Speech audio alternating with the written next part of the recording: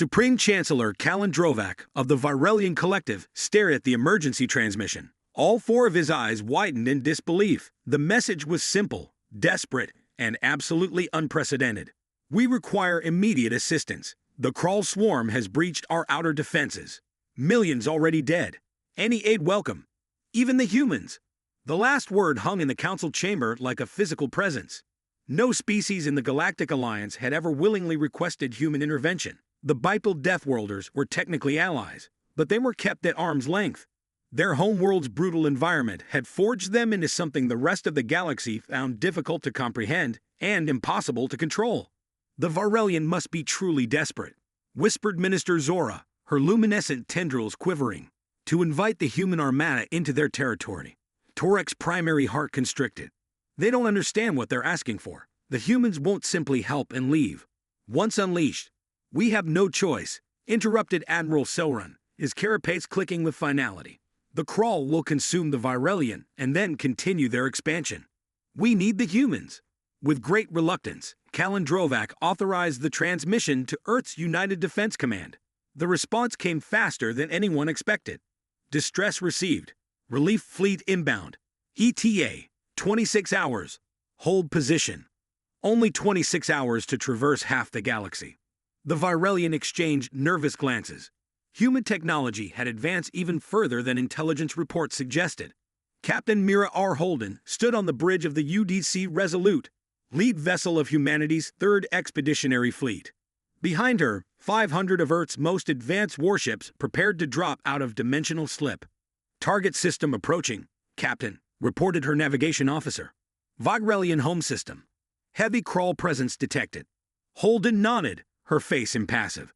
The Virelian had never been particularly friendly to humanity. Few species were.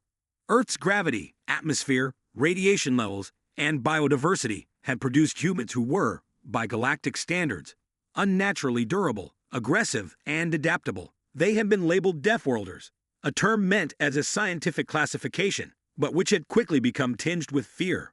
All ships, combat formation Delta, she ordered. Deploy shock troops on my mark. Standard Deathworlder protocols. The fleet emerged from dimensional slip like a thunderbolt from a clear sky.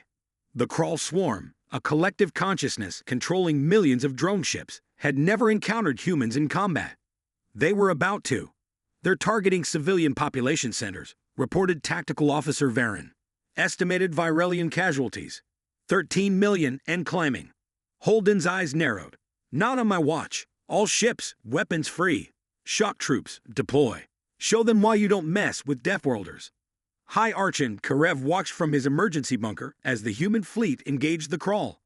What followed defied everything he thought he knew about warfare. Human ships didn't maintain safe distances or follow standard combat protocols. They drove straight into the heart of the swarm, weapons blazing from every angle. When their shields failed, they kept fighting. When their ships were damaged, they rammed them into larger Krull vessels. And the ground forces. The Archon shuddered as the live feeds showed human Marines in powered armor leaping from drop pods. Where Virelian soldiers moved with careful precision, humans charged. Where Virelian troops sought cover, humans advanced. A single human soldier, wounded and separated from their unit, eliminated 17 Krull drones before reinforcements arrived. They're not fighting like a military, whispered his aide. They're fighting like, Karev hesitated, watching as a squad of humans tore through an enemy bunker with reckless ferocity. Like something defending its territory, his aide finished. Karev nodded grimly, like a cornered predator.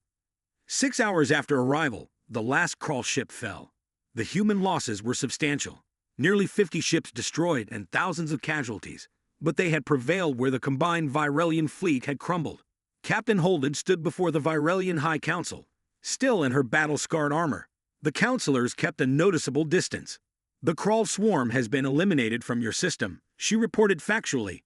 We've established orbital defense platforms to prevent future incursions and deployed medical teams to assist with your wounded. We are grateful, Archon Karev said carefully, but we did not anticipate such extreme measures. Holden's expression didn't change. You called Deathworlders for help, Archon. What exactly did you expect? Half measures? Will your fleet be departing soon? A counselor asked hesitantly. Holden met each alien gaze directly. That depends. The chamber fell silent. The Crawl attack you because you were perceived as weak, she continued. They'll return, unless deterred permanently. My fleet has authorization to establish a human military outpost in this sector. The council chamber erupted in alarmed chatter, but Holden remained calm. You called for our help, she said. Now you get all of us, our protection, our technology, our presence. She let the words settle before finishing with quiet finality. That's the thing about Deathworlders, Archon. We don't do anything halfway. As the implications settled over the council, a simple truth became clear. In their desperation, they had not simply called for help. They had forever changed the galactic balance of power. The Deathworlders had arrived, and they would not be leaving.